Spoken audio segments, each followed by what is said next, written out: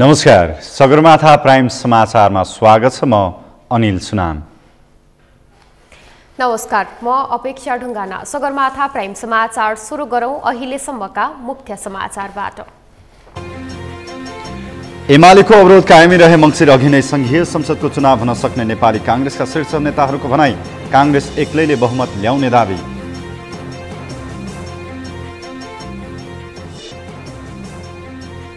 सहज ढंगले सेवा प्रवाहको काम गर्न कर्मचारीहरूलाई प्रधानमन्त्रीको निर्देशन। संघीय निजामती सेवा ऐन यथाशीघ्र जारी गर्ने प्रतिबद्धता। वर्तमान सत्ता गठबन्धनले स्थानीय तहको निर्वाचनपछि धकेल्न खोजेको एमाले नेता नेङमाङको भनाई। वर्तमान सरकारले नेपालको चुच्चे नक्सा गायब बनाएको आरोप।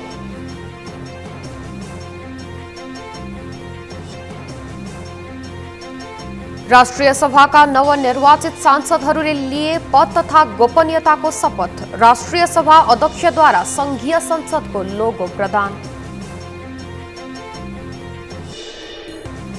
र भोजपुरमा 11 वर्ष अघि थालिएको पुलको निर्माण कार्य अझै सकिएन। तत्कालका लागि झोलुङ्गे पुल निर्माण गर्न स्थानीयको माग।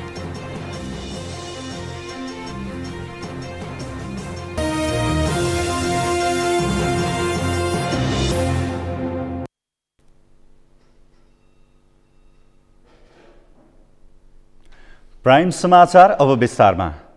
प्रधानमन्त्री शेरबहादुर देउवाले संघीय निजामती सेवा ऐनलाई यथाशीघ्र जारी गर्ने प्रतिबद्धता व्यक्त गर्नुभएको छ।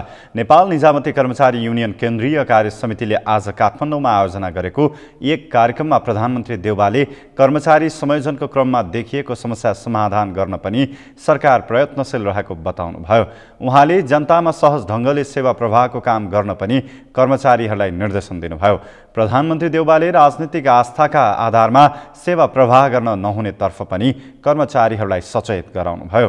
जनताको सेवकको रूपमा कर्मचारीहरूले काम गर्नुपर्ने उहाँको भनाइ थियो। जनताप्रति समान किसिमको व्यवहार गर्ने, नागरिकप्रति सम्मानपूर्ण व्यवहार गर्ने, राष्ट्र र जनताको हितलाई प्राथमिकता दिने, सार्वजनिक सम्पत्तिको संरक्षण गर्ने, साधारण स्रोतको मितव्ययितापूर्वक चालन गर्ने, आधारभूत मूल्य र मान्यताप्रति सम्मान गर्ने निजामती कर्मचारी आजको आवश्यकता हो। यसका लागि निजामती कर्मचारी युनियनले निजामती सेवा सकारात्मक कार्य वातावरणमा सहयोग खेल्न सक्नुपर्छ। संघीय निजामती सेवा ऐनलाई यथाशीघ्र जारी गरी निजामती सेवालाई व्यवस्थित गर्न सरकार क्रियाशील रहेको छ। प्रधानमन्त्री देउवाले कर्मचारीहरू जनताको निरन्तर सम्पर्कमा रहने हुनाले उनीहरूले आफ्नो छविलाई स्वच्छ बनाइराख्नुपर्ने बताउनुभयो।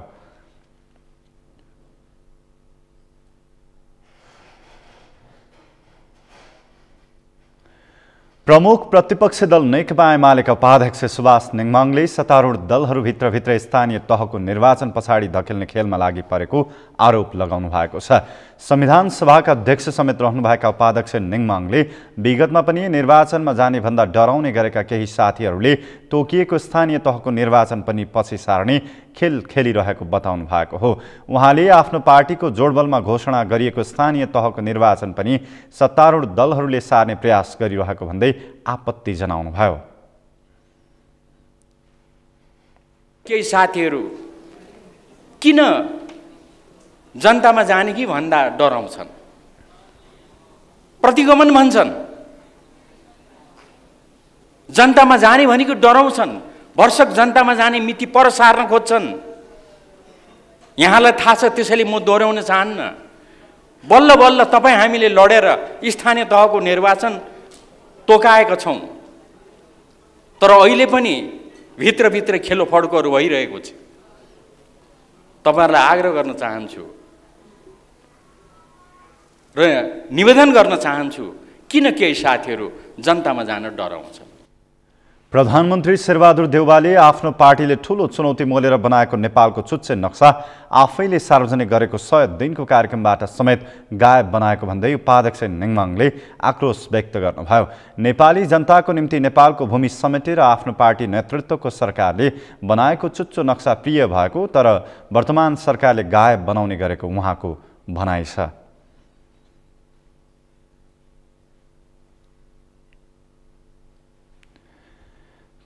कहिले जुट्ने त कहिले फुट्ने नेपालमा राजनैतिक दलको विशेषता नै हो भन्ने अतियुक्ति नहोला। दलका नेताहरूबीच कुरा नमिल्दा धेरै पटक दलहरू फुट्ने र स्वार्थ मिल्दा जुट्ने गर्दै आएका छन्। निर्वाचन आयोगमा दर्ता भएका र नभएका दलहरूको संख्या 150 भन्दा धेरै छ। नेपालमा पुराना दलहरूमा मात्र होइन, आफूहरूलाई वैकल्पिक शक्तिको रूपमा स्थापित गर्छौं भनेर आएका दलहरूले समेत फुट र जुटको सामना गरेका छन्। अमृत ढकालको रिपोर्ट। नेपालका राजनीतिक दलहरूमा नेताहरूको स्वार्थ मिल्दा जुट्ने र स्वार्थ नमिल्दा फुट्ने प्रविधि हावी छ। नेपाली कांग्रेस, कम्युनिस्ट पार्टी, राप्रपा मात्र होइन, आफूलाई वैकल्पिक शक्तिका रूपमा स्थापित गर्छौं भनेर अघि सरेका पार्टीले समेत बेला बेला जुट र फुटको सामना गर्दै आएका छन्। राजनीतिक दलमा विचार प्रदान हुनुपर्ने भए पनि दलका नेताहरूको आपसी स्वार्थ मिल्दा जुट्ने तथा स्वार्थ नमिल्दा फुट्ने गरेको तितो यथार्थ नेपाली राजनीतिमा रहेको छ। पोलिटिकल पार्टीहरू किन फुट्छन् भने नि नेताहरू विचारभन्दा उनको व्यक्तिगत स्वार्थ चाहिँ हावी हुन्छ। त्यस कारणले जब विचारभन्दा स्वार्थ हावी हुन्छ, माथि व्यक्तिमाथि हुन्छ, अनि ऊ आफूलाई ठुलो बुझ्छ र उसलाई के लाग्छ भने पार्टीमा बस्ने औचित्य छैन, पार्टी फोड्ने ठाउँमा पुगिहाल्छ। त्यस कारणले नेपालको पार्टी फुट्छ र जब आफूलाई कमजोर ठान्छ त्यो बेला चाहिँ आएर फेरि एकीकरणको नाटक गर्छ र एकीकरण गर्छ। नेपालमा सबैभन्दा धेरै विभाजनको मार कम्युनिस्ट पार्टीहरूले खेपेका छन्। विक्रम सम्वत 2006 सालमा स्थापना भएको नेपाल कम्युनिस्ट पार्टीको इतिहास 72 वर्ष पुगिसकेको छ। नेताहरूको स्वार्थ र दम्बले कम्युनिस्ट पार्टीहरू अहिले छिया भएका छन्। एक थरी कम्युनिस्टहरू सरकारमा सामेल छन्। यस्तै कम्युनिस्ट पार्टीले प्रतिपक्षको भूमिका समेत निर्वाह गरेका छन्। अर्का थरी कम्युनिस्ट पार्टीहरू सडक सङ्घर्षमा समेत छन्। 2075 सालमा दुई ठूला वामपन्थी दल एक भएपछि अब वामपन्थी दलहरू एक हुन्छन् भन्ने धेरैले लागेको थियो। तर नेताहरूको आन्तरिक स्वार्थ र दम्बका कारण 3 वर्ष अघि एक भएका दुई पार्टी अहिले 4 टुक्रा भएका छन्। 4 टुक्रा भित्र पनि एकमत हुन नसक्दा उनीहरू बीच फेरि अर्को विभाजन आउन सक्ने कम्युनिस्ट नेताहरूकै आकलन। पौर 5 गते चाहिँ यो संसद विघटन, अहिले एमसीसी को राजनीतिक घटनापछि चाहिँ नेपालको वाम आन्दोलनभित्र चाहिँ नयाँ ध्रुवीकरणको प्रक्रिया सुरु हुन्छ। त्यो प्रक्रिया कुन रूपमा अगाडि बढ्छ भने चाहिँ मैले अघि नै भने कि एकअर्कासँग अलग भएर राजनीतिक रूपमा सामिप्य भएर छुटेर अलग पनि जान सक्छ, होइन त्यही पार्टीभित्र पनि अन्तरसङ्घर्षको रूपमा पनि विकसित हुन सक्छ। त्यसैले अब यो कुन दिशामा जान्छ भने त्यो चाहिँ अब अझै भन्न चाहिँ केही समय चाहिँ पर्खिनुपर्छ। मधेसका मुद्दा प्रमुख रूपमा उठाउँदै आएका दलहरूको विभाजन पनि अन्य पार्टीको भन्दा कम छैन। मधेसी जनताको मुद्दा लिएर 2047 सालमा गजेन्द्र नारायण सिंहले सुरु गरेको नेपाल सद्भावना पार्टीको विभाजन अझै रोकिएको छैन। 2077 सालमा सबै मधेस केन्द्रित दल एक भएका थिए, तर नेतृत्वको टकराव र स्वार्थका कारण नेताहरूले एक भएको दललाई 1.5 वर्षमै दुई चिरा पारे। फुटको रोगबाट कम्युनिस्ट र मधेस केन्द्रित दल जस्तै राप्रपा पनि ग्रस्त छ। राजनीतिक मुद्दा र लक्ष्य प्राप्ति एकै भए पनि पद र भागबण्ड नमिल्दा राप्रपा गठन भएदेखि नै फुटको शिकार बनेको छ। धमिलिएको राजनीतिलाई सङ्गलो बनाउने र अपारदर्शी राजनीतिलाई पारदर्शी बनाउने उद्गोसहित एक भएका विवेकशील र साझा पार्टीको विवाद र फुट पनि अन्य पार्टीको भन्दा कम छैन। एक पटक फुटेर जुटिसकेको विवेकशील साझा फेरि फुटको सङ्घारमा छ। पावरमा को बस्ने, पार्टी कसले सञ्चालन गर्ने, त्यो सबै विवाद व्यक्तिगत स्वार्थ छन्। त्यस कारणले नेताहरू टुटफुट हुन्छ। त्यसकारण विवेकशील साझा पार्टी पनि फुटेको हो र आगामी दिनमा यो हाम्रो देशको लागि बहुत दुर्भाग्यपूर्ण कुरा हो। पार्टी फुट्नु हुँदैन, व्यक्तिगत स्वार्थमा नेता लाग्नु हुँदैन। रिसाएर फुट्ने र पछुताएर जुट्ने नेपाली राजनीतिको संस्कृति नै हो। एमाले फुटाएर माले बनाएका वामदेव गौतम फेरि एमालेमै फर्किएको र काङ्ग्रेस फुटाएर काङ्ग्रेस प्रजातान्त्रिक गठन गर्दै फेरि काङ्ग्रेसमै फर्किएका शेरबहादुर देउवा यसको गतिलो उदाहरण हुन्। स्वार्थ र अहङ्कारको व्यवस्थापन नहुँदा यस्ता समस्या आएको जानकारहरूको बुझाइ छ। राजनीतिक दलमा यस्तो समस्या देखिँदा आम जनता भने निराश बनेका छन्। राजनीति सत्ता र शक्तिको मालिक बन्ने भन्दा पनि जनताको सेवक बन्ने माध्यम हो। त्यसैले राजनीतिक दलका नेताहरू स्वार्थ र सत्ताभन्दा माथि उठेर काम गरे पार्टी, जनता र देशको भलो हुने थियो। सगरमाथा टेलिभिजनका लागि क्यामेरामा सन्तोष छेत्रीका साथमा अमृत ढकाल, काठमाडौँ। गण्डकी प्रदेशका मुख्यमन्त्री कृष्णचन्द्र नेपाली पोखरेलले मधेस प्रदेश र गण्डकी प्रदेशबीच समृद्धिका लागि विभिन्न क्षेत्रमा सहकार्यको आवश्यकता रहेको औल्याउनु भएको छ। मुख्यमन्त्री पोखरेलले दुई प्रदेश सरकार बीचको सहकार्यबाट समृद्ध हुन सक्ने र समृद्धिका क्षेत्रहरूको खोजी गरेर अगाडि बढ्न आफूहरू तयार रहेको बताउनुभयो।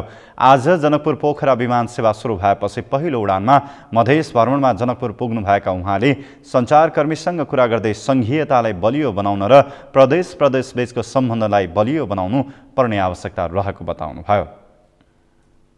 हाम्रो यो मलाई लाग्छ भ्याली बाहिरको आज हामी 6औं स्मार्ट एयरपोर्टमा आइरहेको छौँ कनेक्टिभिटी हामी यसलाई बढाएर तपाईँको चाहिँ के भने अलि बाहिरी अन्तर्राष्ट्रिय स्तर भनौँ यिनै कुराहरू इन्डियाका मेन सहरहरूसँगबाट हाम्रो जनकपुरदेखि पोखरा यसरी इन्टर कनेक्ट गर्न सकियो भने यो हाम्रो पर्यटनको दृष्टिकोणबाट धेरै धेरै महत्त्व हुन्छ भन्ने मलाई लागेको छ। मध्य प्रदेशका पर्यटन मन्त्री शत्रुघ्न महतोले दुवै प्रदेशको बीचमा सहकार्यबाट पर्यटन क्षेत्र लाभान्वित हुन सक्ने यो मध्य प्रदेशको जस्तै पर्यटनको हिसाबले महत्त्व बोकेको ठाउँ हो। हाम्रो यो मध्य प्रदेशको अनेक सम्भावनाहरू हिसाबले धार्मिक र सांस्कृतिक महत्त्व बोकेको ठाउँहरू छ। एकदम आत्मीय सम्बन्ध बढाउने काम भएको छ गण्डकी प्रदेश र मध्य प्रदेशको। जनकपुर विमानस्थलमा मुख्यमन्त्री पोखरेललाई मध्य प्रदेशका पर्यटन मन्त्री महतो, भौतिक पूर्वाधार तथा यातायात मन्त्री रामसरोज यादव, सुरक्षा निकायका प्रमुखहरूले स्वागत गर्नुभएको थियो।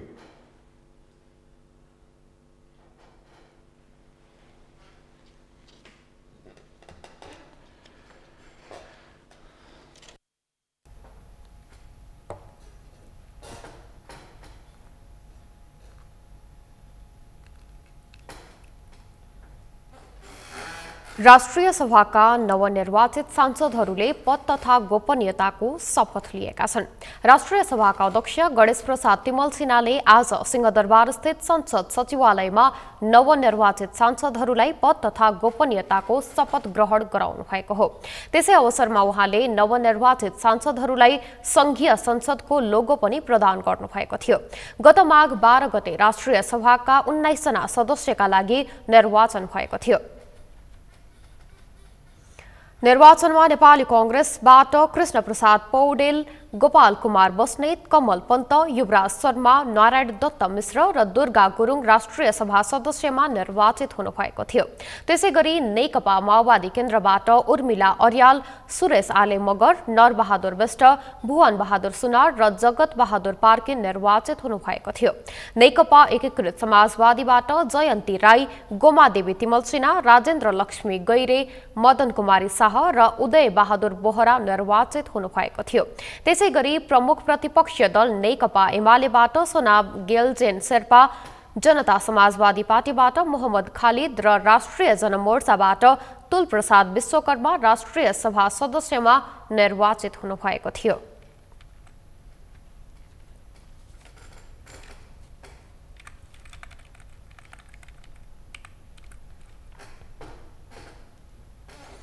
नेपाली कांग्रेसका शीर्ष नेताहरूले मंसिर अघि नै संघीय संसदको चुनाव हुन सक्ने बताएका छन्।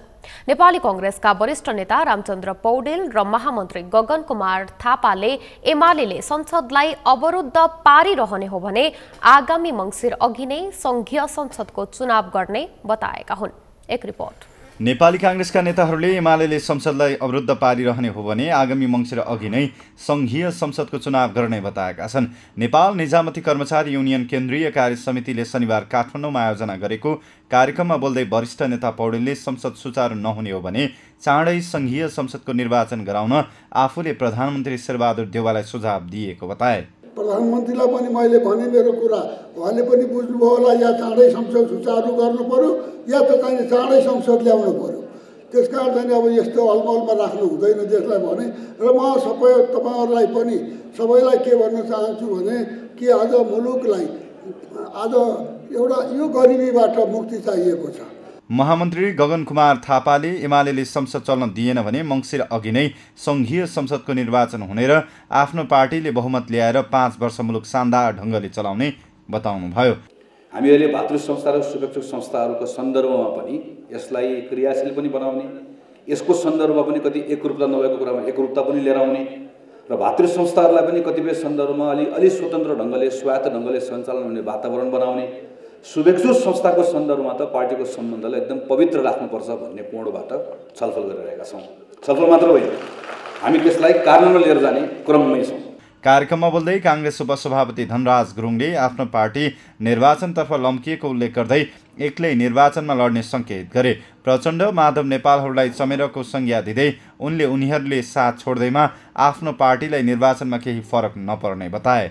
जनताको बीचमा जनताकै लागि नेपाली काङ्ग्रेस हो स्थापित भएको। त्यस कारणले गर्दाखेरि हाम्रो यो रोड म्यापमा अविचलित ढङ्गबाट अविछिन्न ढङ्गबाट निरन्तर रूपमा अगाडि बढ्यौँ भने नेपाली काङ्ग्रेस रूपी हात्तीलाई मुसले बाटो काट्दैमा केही हुनेवाला छैन। निवेदन गर्न चाहे। महामन्त्री विश्वप्रकाश शर्माले रूपान्तरित काङ्ग्रेस नै मुलुकको भरोसा भएको दावी गरे। उनले मुलुकको समृद्धिका लागि काङ्ग्रेस एकताबद्ध हुने र मुलुकलाई विकल्प दिने गरी अघि बढ्ने बताए। अबको दशकमा रूपान्तरित भएको काङ्ग्रेस नै देशले गर्ने भविष्य हो। विकल्प भनेको यही पुरानो काङ्ग्रेसलाई रूपान्तरित गरेर अबको विकल्प, अबको भरोसा, अबको बाटो भनेको नेपाली काङ्ग्रेस पार्टी नै हो। काङ्ग्रेस महामन्त्री शर्माले लोकतन्त्रको सवाल, मुलुकको विकास र समृद्धिको सवालमा काङ्ग्रेस एकताबद्ध भएर अघि बढ्छ भन्ने कुरा संसदबाट पारित गरिएको एमसीसीले पनि देखाएको बताए। राप्रपा नेपालका अध्यक्ष कमल थापाले नेपाल विश्व शक्ति राष्ट्रहरूको चलखेलको केन्द्र बन्ने खतरा बढेर गएको बताउनु भएको छ। पूर्व परराष्ट्र मन्त्री समेत रहनुभएका अध्यक्ष थापाले एमसीसी संसदबाट पारित गराउने बेला नेपालमाथि शक्ति राष्ट्रहरूले दबाव र प्रभाव दिएको उल्लेख गर्दै उनीहरूकै चलखेलको केन्द्र बन्ने खतरा बढेर गएको बताउनु भएको हो। राष्ट्रिय प्रजातान्त्रिक युवक संगठन नेपालद्वारा आज काठमाडौँमा आयोजित एक कार्यक्रममा उहाँले एमसीसी छिटो पास गर भनेर अमेरिकाले दबाब दिएको र चीनले रोक्नका लागि प्रयास गरेको भन्दै त्यसले नेपाल शक्ति राष्ट्रहरूको चलखेलको केन्द्र बन्न सक्ने देखिएको दावी गर्नुभयो। उहाँले विदेशी शक्ति राष्ट्रहरूले नेपालको स्वतन्त्र अस्तित्वमाथि नै प्रश्न उठ्ने गरी राजनैतिक दलहरूका नेताहरूलाई दबाब दिइरहेको बताउनुभयो। नेपाल बिस्तारै विश्व महाशक्तिको चलखेलको केन्द्र बन्न लागेको स्पष्ट संकेत हुन्छ। यही एमसीसी को कुरा गर्दा अमेरिकाका पदाधिकारीहरू भन्छन् चाँडोभन्दा चाँडो निर्णय गर, नभएदेखि त्यो खारेज गर्छौँ। अध्यक्ष नेपालले विदेशी सहायता लिने नलिने निर्णय लिने काम नेपालकै भए पनि त्यसमाथि शक्ति राष्ट्रहरूले हस्तक्षेप गरिरहेको बताउनुभयो। समाचारमा पालो भएको छ विश्रामको। विश्रामपछि भोजपुरमा 11 वर्ष अघि थालिएको पुलको निर्माण कार्य अझै सकिएन। तत्कालका लागि झोलुङ्गे पुल निर्माण गर्न स्थानीयको माग।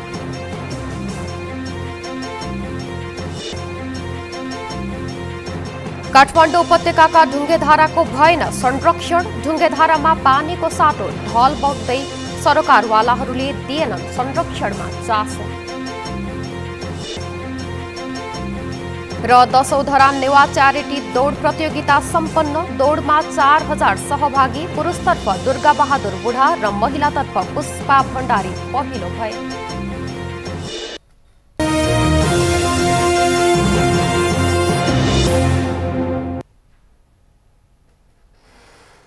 विश्रामपछि सगरमाथा प्राइम समाचारमा पुनः स्वागत छ। अब बाँकी समाचार। युक्रेनबाट 511 जना नेपाली सीमावर्ती छिमेकी देशमा पुगेका परराष्ट्र मन्त्रालयले जनाएको छ। अहिलेसम्म युक्रेनबाट पोल्यान्डमा 403, स्लोभाकियामा 71, रोमानियामा 27, हंगेरीमा 6 तथा मोल्दोभामा 4 जना नेपाली पुगेका छन्। उनीहरूलाई भारतीय उडानबाट स्वदेश ल्याउने तयारी भइरहेको छ।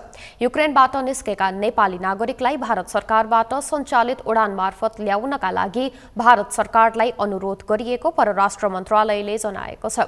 उद्धारका लागि भारतबाट सकारात्मक जवाफ प्राप्त भएको र युक्रेनको सुरक्षा अवस्थालाई ध्यानमा राखेर त्यहाँ रहेका नेपालीलाई सुरक्षित ठाउँमा पुर्याउन र देश फर्काउन पनि सहजीकरण भइरहेको परराष्ट्र मन्त्रालयले जनाएको छ। उद्धार कार्यमा बर्लिनमा रहेका नेपाली राजदूतावास र मस्कोमा रहेको नेपाली राजदूतावासलाई परिचालन गरिएको छ। युक्रेनको विभिन्न ठाउँमा रहेका बाँकी केही नेपाली पनि तुलनात्मक रूपमा सुरक्षित रहेको र पश्चिम क्षेत्रतर्फ जाँदै गरेको परराष्ट्र मन्त्रालयले निकालेको विज्ञप्तिमा उल्लेख गरिएको छ। उद्धार र राहत कार्यमा समन्वय गर्न नेपाली राजदूतको अध्यक्षतामा गैर आवासीय नेपाली संघका उपाध्यक्ष सम्मिलित एक कार्य समिति गठन गरिएको छ।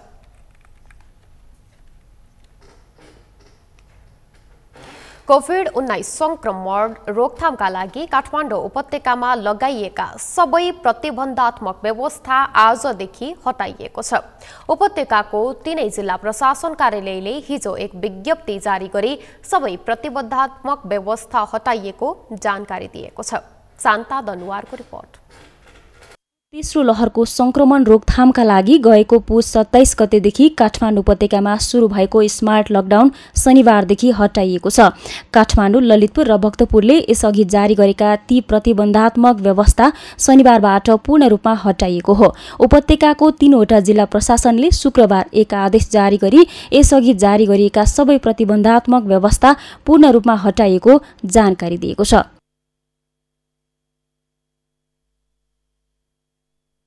पछिल्लो समयमा कोरोना संक्रमण दर घट्दै गएकाले शनिबारदेखि लागू हुने गरी यसअघि जारी गरिएको प्रतिबन्धहरू हटाइएको स्थानीय अधिकारीहरूले जनाएका छन्। उपत्यकामा स्मार्ट लकडाउन हटेसँगै विभिन्न राजनीतिक, आर्थिक तथा सामाजिक कार्यक्रम गर्न पाउने भएको छ। यस्तै शैक्षिक तथा व्यावसायिक क्रियाकलाप सञ्चालन गराउन पनि आदेशमा भनिएको छ। तर यसरी गतिविधि सञ्चालन गर्दा प्रचलित स्वास्थ्य मापदण्डको पूर्ण पालना गर्न आदेश मार्फत आग्रह गरिएको छ। कोभिड-19 को संक्रमण थियो, त्यो संक्रमणलाई फैलिन नदिनको लागि उपत्यकाकै 3टा जिल्ला प्रशासन कार्यालयबाट यसअघि विभिन्न समयमा आदेशहरू जारी भएको थियो र त्यो आदेशमा विभिन्न खालका गतिविधिहरू, विशेष गरेर भेला, महोत्सव, अब विभिन्न खालका भिडभाड गतिविधिहरू अनि व्यवसायसँग जोडिएका कुराहरू, विद्यालय, शैक्षिक गतिविधिका कुराहरूलाई के हदसम्म नियन्त्रण गर्ने जुन काम भएको थियो, अब हिजो जारी भएको आदेशबाट आजैदेखि लागू हुने गरी यसैको आदेश छ, त्यसलाई निष्क्रिय बनाउने काम भएको छ। यद्यपि अब संक्रमण पूर्ण रूपमा नियन्त्रणमा आइसकेको हुनाले अपनाउनु पर्ने जुन सावधानीको कुराहरू छ, स्वास्थ्यका मापदण्डका कुराहरू छन्, त्यो सावधानी र मापदण्डहरू अपनाएर सम्बन्धित सरकारवालाहरूले पूर्ववत अवस्थामा नै आफ्ना गतिविधिहरू गर्न सक्ने गरी हिजो हामीले आदेश जारी गरेका छौँ। कोरोना संक्रमण बढ्दै गएपछि 3वटा जिल्ला प्रशासन कार्यालयले कोभिड-19 संक्रमण रोकथाम तथा नियन्त्रणका लागि स्मार्ट लकडाउन सम्बन्धी कार्यविधि 2078, संक्रामक रोग ऐन 2020 र स्थानीय प्रशासन ऐन 2028 समेतले दिएको अधिकार प्रयोग गरी विभिन्न आदेश जारी गरेको थियो। सगरमाथा टेलिभिजनका लागि क्यामेरामा सुरेन्द्र राउतका साथ शान्ता दनवार, काठमाडौँ। पछिल्लो 24 घण्टामा 91 जनामा कोरोना भाइरसको संक्रमण पुष्टि भएको छ। 6220 जनाको कोरोना परीक्षण गर्दा पीसीआर विधिबाट 67 तथा एन्टिजेन विधिबाट 24 जनामा संक्रमण पुष्टि भएको स्वास्थ्य तथा जनसङ्ख्या मन्त्रालयले जनाएको छ। कोरोना भाइरसको तेस्रो लहर सुरु भएपछिको दैनिक विवरण अनुसार संक्रमण पुष्टि हुनेको संख्या 100 भन्दा तल झरेको यो पहिलो पटक हो। यस्तै पछिल्लो 24 घण्टामा 362 जना निको भएका छन्। यो सहित कोरोना संक्रमण मुक्त हुनेको संख्या 9,58,555 जना पुगेको छ। अहिले निको हुने दर 98.1% पुगेको छ। यो सँगै देशभर सक्रिय संक्रमितको संख्या 6,947 जना पुगेको छ। त्यस्तै पछिल्लो 24 घण्टामा कोरोना संक्रमणका कारण कसैको पनि ज्यान गएको छैन। नेपालमा कोरोनाको मृत्यु दर 1.2% रहेको छ। हालसम्म नेपालमा कोरोना संक्रमणकै कारण 11,945 जनाको ज्यान गएको छ। यसैबीच पछिल्लो 24 घण्टामा थप 2,08,61 जनाले कोरोना विरुद्धको खोप लगाएका छन्। देशभर खोप अभियान सुरु भएता 3,76,82,890 मात्रा खोप लगाइसकेको स्वास्थ्य मन्त्रालयले जनाएको छ।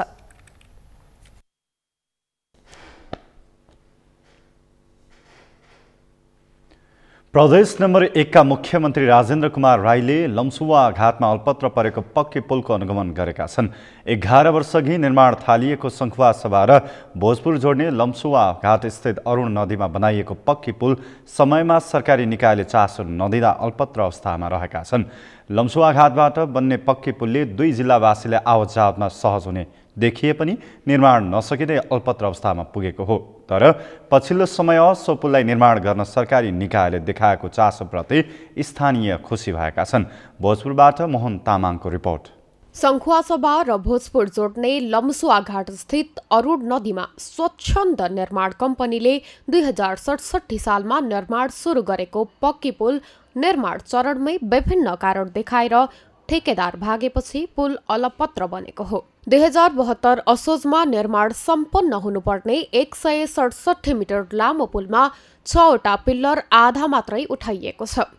तोकिएको समयमा काम नसकिएपछि निर्माण कम्पनीले पुल निर्माण सम्पन्न गर्न भन्दै पछिल्लो पटक 2077 पौष 13 गतेसम्म म्याद थप गरेको थियो। 3 वर्षभित्र पुल निर्माण सम्पन्न गर्ने गरी सम्झौता गरिएको भए पनि हालसम्म 30% मात्र काम सकिएको छ। तर अलपत्र अवस्थामा रहेको लम्सुवा घाटको पक्की पुललाई निर्माण चरणमा फर्काउने भन्दै प्रदेश नम्बर 1 का मुख्यमन्त्री राजेन्द्र कुमार राईले अनुगमन गरेका छन्। अनुगमनका क्रममा मुख्यमन्त्री राईले पुल निर्माणको ठेक्का लिने र बीचमै काम छाडेर भाग्ने कम्पनीको ठेक्का रद्द गरी कारवाही गर्ने प्रक्रियामा जाने बताए। तर अहिलेकै अवस्थामा सोही ठाउँमा पुल बन्न नसक्ने भएकाले नयाँ ठेक्का लगाउने र ठाउँ परिवर्तन गर्ने भन्ने विषयमा पनि चाँडै निष्कर्ष निकालिने उनले बताए। लम्सुवाको पुल बनिरहेको अवस्थामा पुरानो डिजाइन चाहिँ ड्रिलको थियो, त्योबाट हुन नसक्ने भन्ने करिब अहिले चाहिँ अब समय माग चाहिँ गर्ने निर्माण व्यवसायीको तर्फबाट पनि निष्कर्ष निस्केको हुनाले अब यसरी नै यही तरिकाले पुरानै डिजाइन अनुसार पुरानै निर्माण व्यवसायीले त्यही तरिकाले काम गर्दाखेरि यो सम्पन्न नहुने भन्ने कुरा चाहिँ अब यहाँ करिब हाम्रो छलफलबाट पनि यो चाहिँ फिल्डको भिजिटबाट पनि अध्ययनबाट पनि देखिएको हुनाले अब यसलाई हाम्रो अफिस साइडबाट पनि यसलाई चाहिँ अब पुरानो क्यान्सल गर्ने र यता निर्माण व्यवसायी सङ्घको तर्फबाट त्यसलाई सहयोग गर्ने, त्यसपछि अर्को चाहिँ प्रोसेसबाट चाहिँ नयाँ चाहिँ डिजाइनिङ गरेर नयाँ टेन्डर गरेर चाहिँ काम गर्ने। पुलको जमिन मुनिको पिल्लर बिल निर्माण गर्ने क्रममा 12 मिटरमै चट्टान भेटिएको भन्दै ठेकेदारले 20मै काम छाडेको बताइएको छ। त्यसयता लामो समय निर्माण कार्य रोकिएपछि डिजाइन परिवर्तनका लागि समय पनि थपिएको सडक डिभिजन कार्यालय तुमलिङ टारले जनाएको छ। काम गर्दैको अवस्थामा अलि वेल सिङ्किङको अलि समस्या आएकोले अनि त्यो समस्यालाई समाधान गर्नलाई हैन वेल र पाइप कम्बिनेसन राखेर यसलाई डिजाइन रिभ्यूमा गरेर अनि त्यसैले अगाडि बढ्ने एउटा सहमति भएअनुसार त्यसैले साइटमा कन्ट्राक्टर परिचालित भएको अवस्था छ र त्यही अवस्थामा अहिले अब सिङ्किङको गर्दाखेरि झन् 2टा वेल चाहिँ सिफ्ट भएको अवस्था छ। यसलाई अब तत्काल यो ठेक्कालाई रद्द गरेर अर्को चाहिँ नयाँ पुलको निर्माणको लागि अर्को प्रक्रिया सुरु गर्ने भनेर सर्वसम्मत भयो। लम्सुवा घाटमा पुल नहुँदा भोजपुरको सडानन्द नगरपालिका 6 र 7 को तल्लो भेगका विद्यार्थीहरूलाई विद्यालय जान डुङ्गा चढ्नुपर्ने बाध्यता छ। पुल नभएकै कारण 2 जिल्लावासीले डुङ्गाको जोखिमपूर्ण यात्रा गर्नुपर्ने अवस्था अझै छ। अरूण वारिपारी गर्न डुङ्गाको यात्रा कठिन हुने भएकाले यस क्षेत्रमा तत्काललाई झोलुङ्गे पुल निर्माण गर्न स्थानीयले माग गरेका छन्। ठेक्का तोड्नेदेखि लिएर बनाउने कि नबनाउने भन्नेसम्म कुरा भयो, तर वास्तविक यहाँको प्रमुख समस्या भनेको 12 वर्ष कक्षा 1 देखि पढिरहेको विद्यार्थी अहिले 12 कक्षामा पढ्दैछ। यो समस्या भनेको सबैभन्दा आधारभूत समस्यालाई ठुलो समस्या मान्नुपर्छ प्रदेश सरकारको प्रमुख मुख्यमन्त्री। यही मासले र मुख्यमन्त्रीज्यूले आज एउटा प्रतिबद्धता गर्नुपर्छ। त्यो प्रतिबद्धता भनेको सबैभन्दा आधारभूत आवश्यकता हो यो झोलुङ्गे पुल बन्छ बन्दैन, ठेक्का तोडिँदैन भन्ने कुरा भन्दा पनि यो साना विद्यार्थी भाइ बहिनीलाई आजै हजुरले निर्देशन गरेर हुन्छ अथवा समन्वय गरेर हुन्छ यहाँ यही 100-200 मिटरको आसपासमा झुलुङ्गे पुल बन्नुपर्छ, यो हजुरले प्रतिबद्धता गर्नु। 14 करोड 75 लाख 11 हजार रुपैयाँमा सम्झौता भएको पक्की पुल हालसम्म 3 करोड 85 लाख 22 हजार रुपैयाँ खर्च भइसकेको छ। आयोजना सञ्चालनको क्रममा सम्बन्धित निकायले समयमै चासो नदेखाए अब बन्ने नयाँ योजना कार्यान्वयनमा पनि चुनौती उत्तिकै छ। सगरमाथा टेलिभिजनका लागि भोजपुरबाट मोहन तामाङको रिपोर्ट। मल्लकालीन सभ्यताको प्रतीक मानिने काठमाडौँ उपत्यकाको ढुङ्गेधारा अहिले संरक्षणको अभावमा लोप हुने अवस्थामा छन्। ढुङ्गेधारा संरक्षणमा सरकारी निकाय र सरोकार पक्षले चासो नदिँदा लोप हुने अवस्थामा पुगेको हो। संरक्षणको अभाव हुन थालेपछि मल्लकालीन इतिहास बोकेको ढुङ्गेधारा फोहोर फाल्ने स्थानमा परिणत भएको छन्। नरेन्द्र महतराको रिपोर्ट।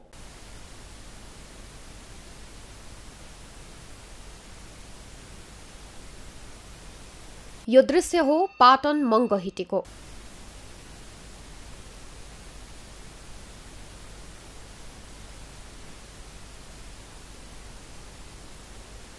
ऐतिहासिक सम्पदाका रूपमा रहेका यी ढुङ्गेधाराहरू बिस्तारै लोप हुँदै जान थालेका छन्। ढुङ्गेधारा संरक्षणमा सम्बन्धित निकाय र सरोकार पक्षको ध्यान नपुग्दा लोप हुने अवस्थामा पुगेका छन्। अहिले मङ्गहिटीमा रहेका 3वटा ढुङ्गेधारामा शुद्ध पानीको सट्टा ढलको पानी बगिरहेको छ।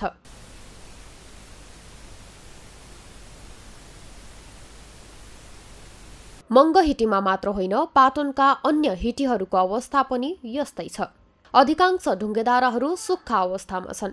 ललितपुरको दक्षिण टिका भैरवबाट ल्याइएको राजकुलो चक्रपथ निर्माणको क्रममा पाटनतर्फ जान बन्द भएपछि स्थानीय पोखरीहरू सुक्दै जाँदा यी ढुङ्गेधाराहरू पनि सुक्न थालेका छन्।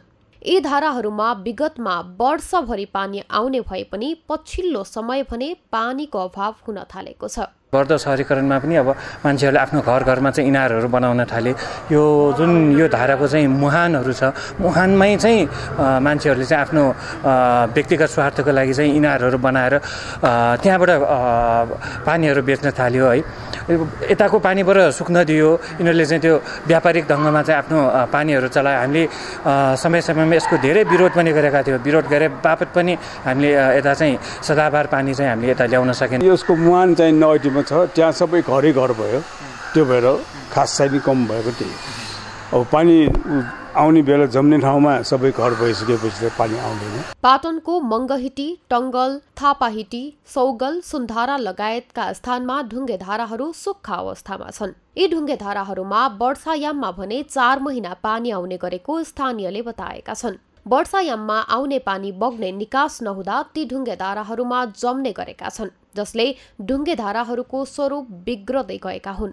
काठमाडौँ उपत्यकाका 1-2 स्थानका बाहेक अन्य थुप्रै ढुङ्गेधाराहरू हराइसकेका छन्। यस्ता ऐतिहासिक महत्त्व बोकेका ढुङ्गेधाराहरूमा वर्षेनी पानी बग्ने निकास बनाउनु पर्ने स्थानीयको भनाइ छ। जग्गा जमिनहरू सबै चाहिँ घर बनाएर हैन, सबै चाहिँ त्यो भएर आयो। त्यो कारणले चाहिँ यो चाहिँ सुकेको हो हैन। त्यो कारणले चाहिँ सुकेको हो। अब यसलाई चाहिँ पानी फेरि यसलाई चाहिँ निरन्तर दिने हो भने अब त्यस्तो किसिमको त्यो घरहरू बनाउने त्यस्तोहरू बन्द गरेर पोखरीहरू चाहिँ बनाउनु पर्यो ठाउँ ठाउँमा। ऐतिहासिक महत्त्व बोकेका यी ढुङ्गेधाराहरूलाई संरक्षणका लागि सम्बन्धित निकायले पहल कदमी गर्न आवश्यक देखिएको छ। सगरमाथा टेलिभिजनका लागि क्यामेरामा पूर्ण वाग्लेका साथमा नरेन्द्र महतारा, काठमाडौँ। काठमाडौँ उपत्यकामा रहेका मल्लकालीन सभ्यताको प्रतीक मानिने ढुङ्गाधाराहरू संरक्षणको अभावमा लोप हुँदै जान थालेका छन्। ढुङ्गेधाराहरूमा वर्षायाममा 4 महिना मात्र पानी बग्ने गरेको छ। ढुङ्गेधाराहरू फोहोर फाल्ने स्थानमा परिणत भएका छन्। यसै सन्दर्भमा आज हामीले सगरमाथा जनबोलीमा सर्वसाधारणलाई सोधेका थियौँ, ऐतिहासिक ढुङ्गेधारा संरक्षणका लागि के गर्नु पर्ला? हेरौँ उनीहरूको भनाइ उनीहरूकै शैलीमा।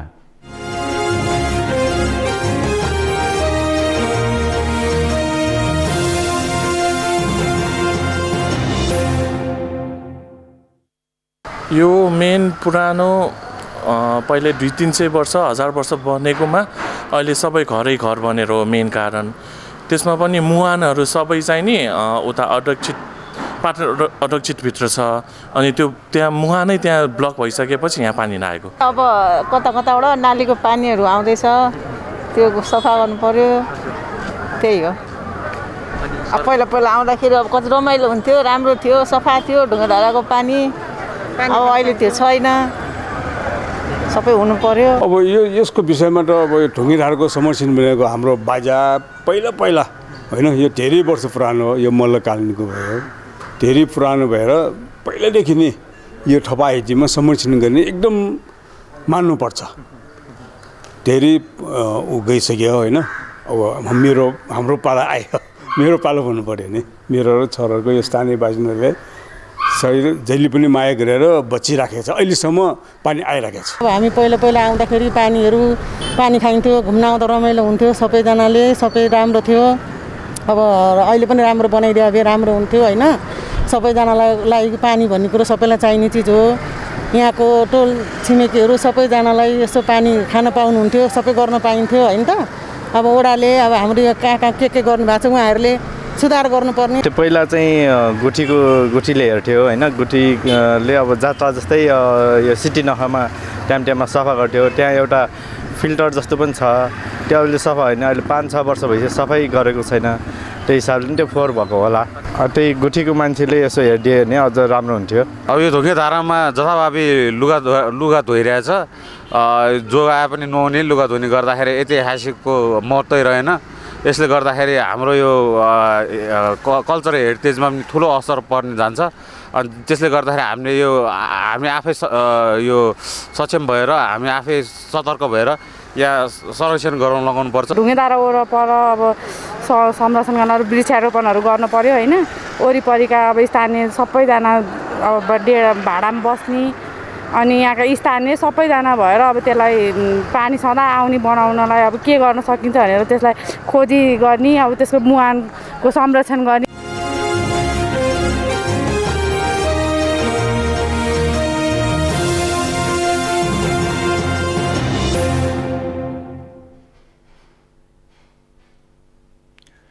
तनहुँको बन्दीपुर बजार पर्यटकीय गन्तव्यका रूपमा विकास हुँदै गएको छ। बन्दीपुरमा आउने आन्तरिक तथा बाह्य पर्यटकका लागि आकर्षणका विभिन्न संरचना बनाउन तथा पर्यटन प्रबन्धनका लागि भन्दै गाउँपालिकाले पर्यटन लक्षित पूर्वाधारहरू निर्माण कार्य अगाडि बढाएको छ।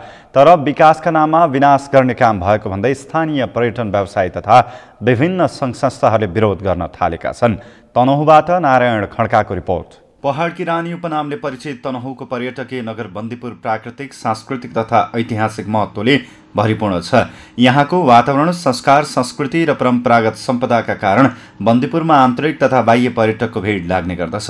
बन्दीपुरमा पर्यटकको बसाइ लम्ब्याउने उद्देश्यका साथ अहिले बन्दीपुर गाउँपालिकाले विभिन्न पर्यटकीय पूर्वाधारहरू निर्माण कार्यलाई तीव्रता दिँदै आएको छ। गाउँपालिकाले चीनको ग्रेट वालको झल्को दिने गरी मिनी ग्रेट वालको रूपमा थानीमाई मणिमुकुन्देश्वरी प्रखाल निर्माण गर्न थालेका छन्। तर मिनी ग्रेट वाल बनाउने क्रममा निर्माणकर्मीहरूले प्राकृतिक भ्यू टावरको रूपमा रहेका ढुङ्गा, मापदण्ड र सम्झौता विपरीत फुटाइएको भन्दै स्थानीयले विरोध गरेका छन्। जुन गाउँपालिकाले ठेकेदारसँग चाहिँ टेन्डर गरेर टेन्डर आह्वान गरेर टेन्डर पारेर चाहिँ जुन किसिमको चाहिँ सीमाभित्र काम गर्नुपर्ने हो, त्यो सीमाभित्र चाहिँ ठेकेदारले काम नगरेको चाहिँ हामीले देखिरहेका छौँ।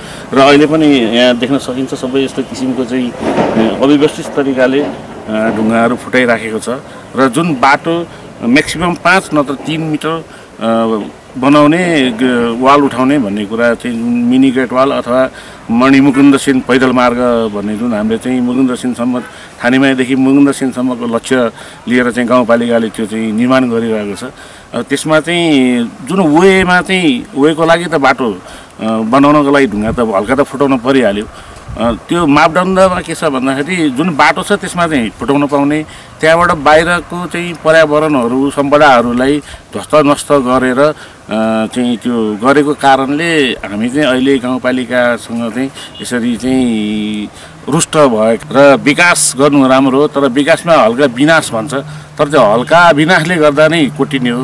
त्यही भएर त्यसलाई चाहिँ राम्रो तरिकाले ध्यान दिएर मापदण्डभन्दा बाहिर नगइकन काम गरिदियो भन्नेमा विकास राम्रो पनि हुनेछ। पर्यटनको विकासको नाममा पूर्वाधार निर्माण गर्दा प्राकृतिक तथा पर्यटकीय सौन्दर्यता बिगार्ने गरी काम गरेको भन्दै थानीमाई संरक्षण समिति, बन्दीपुर पर्यटन विकास समिति, उद्योग वाणिज्य सङ्घ, होटल व्यवसायी सङ्घ लगायतका सङ्घ संस्था तथा स्थानीयले विरोध गर्न थालेका छन्। उनीहरूले विकासका नाममा विनाश नगरिदिन गाउँपालिकाको ध्यान आकर्षण गराएका छन्। पुरीको ढुङ्गाहरू सबै फुटाइराखेकै छ, त्यसको हाम्रो घोर विरोध। जुन त्यो बाटो बनाउने भनेर 2.5 को त्यो हामी समर्थ, त्यो बिचमा कुनै ढुङ्गा हुन्छ फुटाउने पर्छ, त्यो फुटाउन दिने त्यसमा विरोध भयो। तर वरिपरि सबै विनाशै गर्यो। त्यतिकै भूकम्पले हल्लाइरहेको डाँडो, फोहोरको चाहिँ पानीले त्यतिकै पहिरो गएको, झन् यिनीहरू त हामीसँग केही कुरा नगरिकन चाहिँ यिनीहरूले काम गरेको हुनाले हामी साह्रै नै जनताहरू चाहिँ यसो गरौँ भनेर जागरुक हामी चाहिँ अब विनाश पनि नहोस्, विकास होस्। विभिन्न पर्यटकीय संरचना निर्माण गर्ने क्रममा भानु माध्यमिक विद्यालयको वरिपरि जथाभावी रूपमा ढुङ्गा फुटाइएको छ। सो कार्यले यहाँको भौगोलिक स्वरूपमा विखण्डन आउने र यस आसपासको मोहरिया, डाँडागाउँ, देप्से गाउँ, गुर्दुमपानी, पिपलथोक, पौवा गाउँ लगायतका गाउँ बस्ती तथा भानु माध्यमिक विद्यालय समेत पहिरोको जोखिममा परेको स्थानीयको भनाइ छ।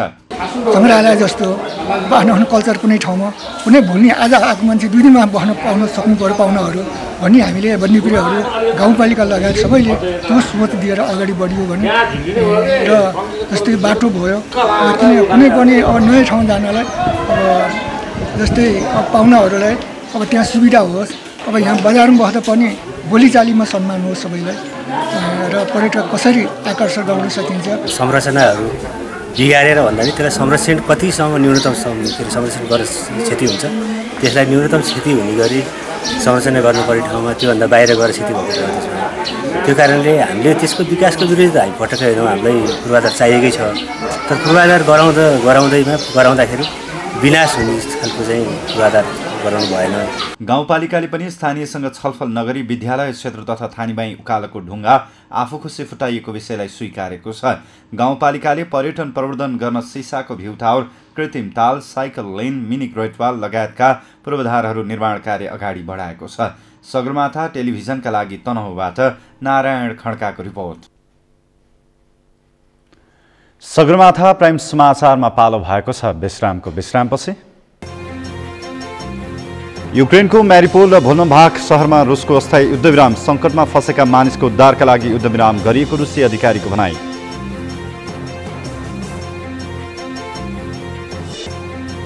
र 10औं धरा नेवा च्यारिटी दौड प्रतियोगिता सम्पन्न। दौडमा 4000 सहभागी।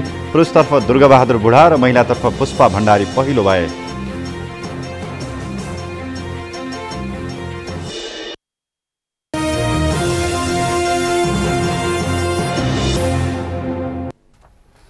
समाचारको अन्त्यमा मुख्य समाचार फेरि एकपटक।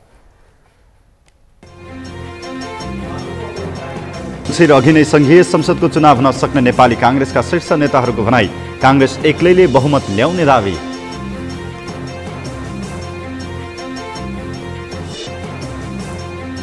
सहज ढंगले सेवा प्रवाहको काम गर्न कर्मचारीहरूलाई प्रधानमन्त्रीको निर्देशन। संघीय निजामती सेवा ऐन यथाशीघ्र जारी गर्ने प्रतिबद्धता। वर्तमान सत्ता गठबन्धनले स्थानीय तहको निर्वाचनपछि धकेल्न खोजेको एमाले नेता नेमाङको भनाई। वर्तमान सरकारले नेपालको चुच्चे नक्सा गायब बनाएको आरोप।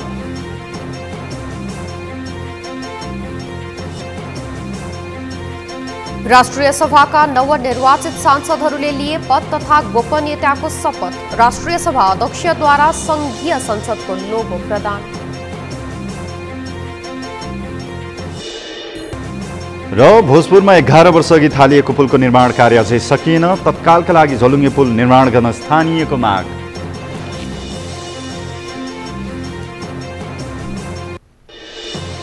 हवस् त सगरमाथा प्राइम समाचार अहिलेलाई सकियो। तपाईँ समाचार बुलेटिनका साथै सगरमाथा टेलिभिजनका सम्पूर्ण कार्यक्रम www.sagarmatha.tv मा पनि पढ्न र हेर्न सक्नुहुनेछ। साथै युट्युबमा youtube.com/sagarmatha TV नेपालमा हेर्न सक्नुहुनेछ। साथै तपाईँ हामीलाई फेसबुकमा पनि facebook.com/yustv नेपालमा फलो गर्न सक्नुहुनेछ। समाचारको शिखर, नेपालको गौरव, नेपालको पहिलो न्युज च्यानल सगरमाथा टेलिभिजन हेर्दै गर्नुहोला। नमस्कार। नमस्कार।